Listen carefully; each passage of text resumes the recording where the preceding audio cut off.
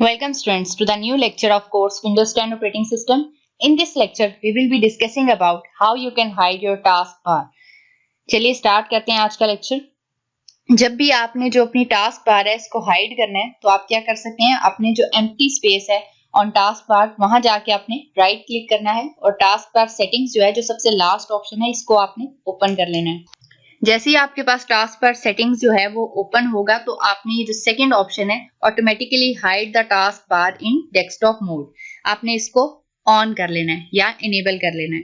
जैसे ही आप इसको इनेबल करेंगे तो बेसिकली ये करेगा क्या कि जब मेरा कर्सर या जो है जब मैं टास्क बार पर काम नहीं कर रही तो वो ऑटोमेटिकली हाइड हो जाएगी या इनविजिबल हो जाएगी। बट जब मैं इस मतलब टास्क बार की जो लोकेशन है वहां जाके कर्सर जो है उसको हॉवर करूंगी तो वो वहां पे शो होना शुरू हो जाएगी। इस तरह जो है आपकी टास्क बार हर वक्त आपके डेस्कटॉप पे शो नहीं होगी। हम देख लेते हैं अब।